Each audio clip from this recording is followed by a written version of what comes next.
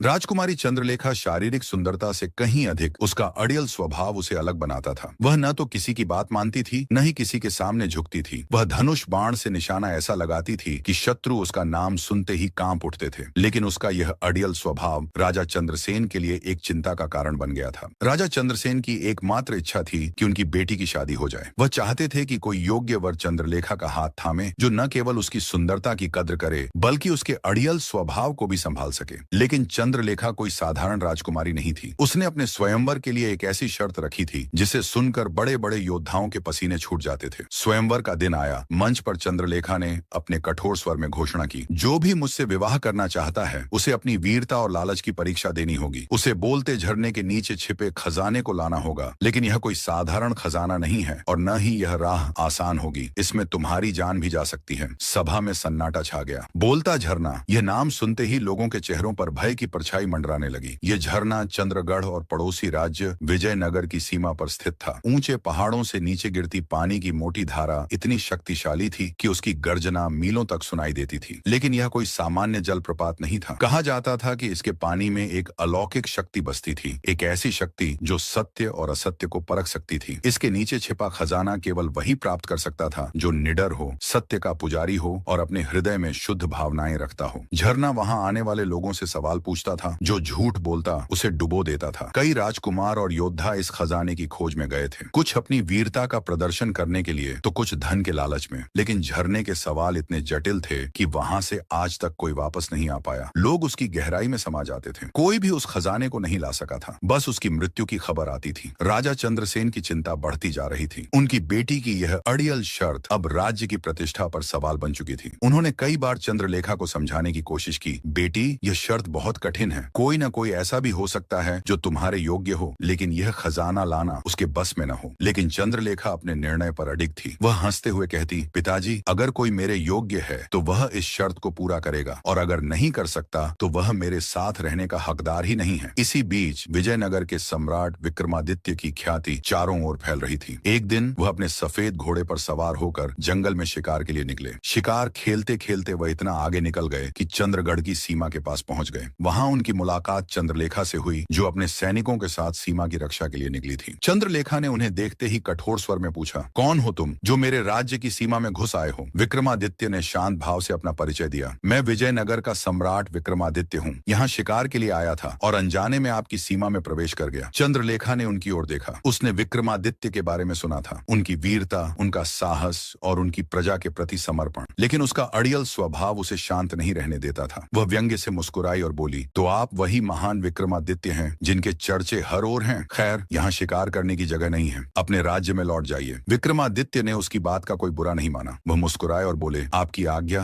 राजकुमारी, लेकिन अगर कभी मेरी आवश्यकता हो तो विजयनगर के दरवाजे आपके लिए खुले हैं। यह कहकर वह अपने घोड़े को मोड़कर चले गए। लेकिन विक्रमादित्य के मन में चंद्रलेखा का अड़ियल स्वभाव और उसकी सुंदरता अटक गई थी। जब विक्रमादित्य वापस अपने राज्य में आए तो उनका मन उदास सा रहने लगा। ख्यालों में राजकुमारी घूमने लगी। उधर जब यह मुलाकात की खबर राजा चंद्रसेन तक पहुंची तो उनके मन में एक आशा जगी। उन्होंने सोचा कि शायद विक्रमादित्य ही वह योद्धा हो जो उनकी बेटी की शर्त को पूरा कर सके। उन्होंने तुरंत एक दूत विजयनगर भेजा और विक्रमादित्य को अपने महल में आमंत्रित किया। विक्रमादित्य का चेहरा चमक उठा। सोचा एक बार फिर राजकुमारी से मुलाकात होगी। जब विक्रमादित्य चंद्रगढ़ पहुंचे तो राजा ने उनका भव्य स्वागत किया। स्वागत के बाद राजा ने उनसे अकेले में बात की। सम्राट विक्रमादित्य, राजा ने गंभीर स्वर में कहा, आपकी वीरता और बुद्धि की ख्याति हम तक पहुंची है। मैं चाहता हूं कि आप मेरी बेटी चंद्रलेखा से विवाह करें, लेकिन इसके लिए आपको उसकी शर्त को पूरा करना होगा। बोलते झरने से खजाना लाना होगा। विक्रमादित्य ने यह सुनकर एक गहरी सांस ली। उन्होंने बोलते झरने की कहानियां सुनी थी, उसकी रहस्यमयी शक्ति, उसकी कठिन पहेलियां और उसकी गहराई में समाये योद्धाओं की हड्डियां। लेकिन उनके मन में एक नई आग जली। यह केवल खजाने की खोज नहीं थी, बल्कि एक ऐसी चुनौती थी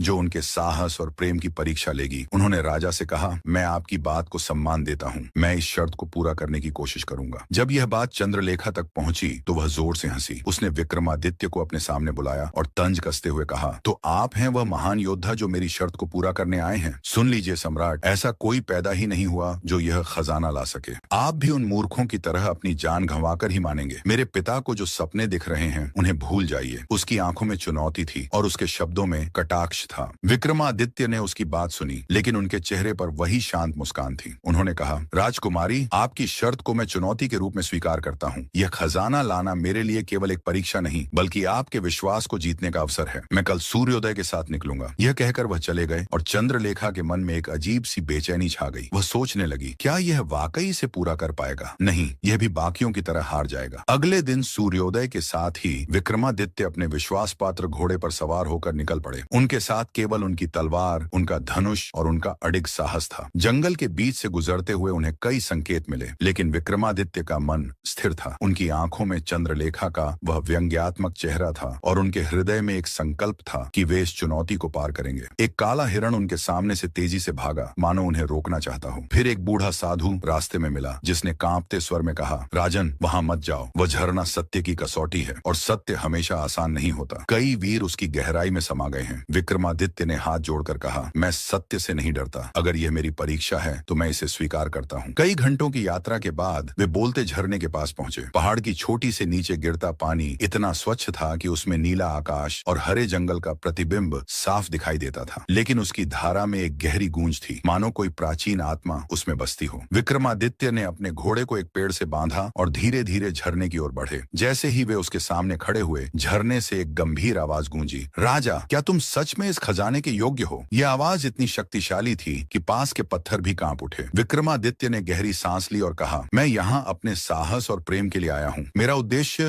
राजकुमारी चंद्रलेखा का विश्वास जीतना है। झरने ने पहला सवाल पूछा, क्या तुम यह खजाना अपने राज्य को समृद्ध करने के लिए लोगे या केवल राजकुमारी का प्रेम पाने के लिए? विक्रमादित्य ने बिना हिचकिचाए कहा, मेरा राज्य पहले से समृद्ध है। मुझे धन की नहीं, प्रेम और सम्मान की आवश्यकता है। झरना कुछ पल शांत रहा। फिर उसने दूसरा सवाल पूछा, यदि तुम्हें यह खजाना नहीं मिलता तो क्या तुम फिर भी राजकुमारी से प्रेम करोगे? विक्रमादित्य ने मुस्कुराते हुए कहा, मेरा प्रेम किसी खजाने पर निर्भर नहीं। यह मेरी परीक्षा थी तो मैंने इसे सहर्ष स्वीकार किया। झरने की आवाज में अब एक नया स्वर था। उसने सबसे कठिन सवाल पूछा, अगर मैं तुमसे कहूं कि इस खजाने को पाने के लिए तुम्हें अपने राज्य को त्यागना होगा तो क्या तुम राजकुमारी का प्रेम चुनोगे या अपने राज्य का कर्तव्य? उन्होंने गहरी सांस ली और कहा, अगर यह खजाना मेरे राज्य की परीक्षा है तो मैं राजा पहले हूँ और प्रेमी बाद में। मैं इसे त्यागने को तैयार हूँ। मैं अपनी प्रजा को अनाथ नहीं छोड़ सकता। यदि चंद्रलेखा मुझसे प्रेम करती है तो वह मेरे इस निर्णय को समझेगी। झरने की आवाज में संतुष्टि झलकी। उसने कहा, सचमुच तुम इस खजाने के सच्चे हकदार हो। तुमने सत्य, प्रेम और कर्तव्य को चुना। अचानक झरना शांत हो गया और पानी के बीच से एक स्वर्णमयी संदूक प्रकट हुआ। विक्रमादित्य उस खजाने को लेकर चंद्रगढ़ लौटे। जब वह महल में पहुंचे तो चंद्रलेखा और राजा चंद्रसेन उनका इंतजार कर रहे थे। विक्रमादित्य ने खजाना चंद्रलेखा के सामने रखा और कहा, यह खजाना मैंने आपके लिए नहीं बल्कि अपने साहस और कर्तव्य के लिए लाया है। चंद्रलेखा कुछ पल खामोश रही। उसकी आंखों में अब वह व्यंग्य नहीं था बल्कि एक नया सम्मान था। उसने कहा, मैंने सोचा था कि ऐसा कोई पैदा नहीं हुआ जो यह खजाना ला सके, लेकिन आपने न केवल इसे लाया बल्कि मेरे अड़ियल स्वभाव को भी चुनौती दी। आपका साहस और कर्तव्य निष्ठा मुझे प्रभावित कर गई है। मैं आपसे विवाह करूंगी क्योंकि सच्चा प्रेम आत्मा और कर्तव्य में बसता है। राजा चंद्रसेन की आंखों में खुशी के आंसू छलक आए। विक्रमादित्य और चंद्रलेखा का विवाह धूमधाम से हुआ। यह कथा पीढ़ियों तक सुनाई गई कि सच्चा प्रेम और साहस कर्तव्य की अग्नि में तप कर ही निखरता है। बोलते झरने का रहस्य अब केवल एक कहानी नहीं था बल्कि एक सबक था कि सत्य और कर्तव्य ही जीवन का असली खजाना है।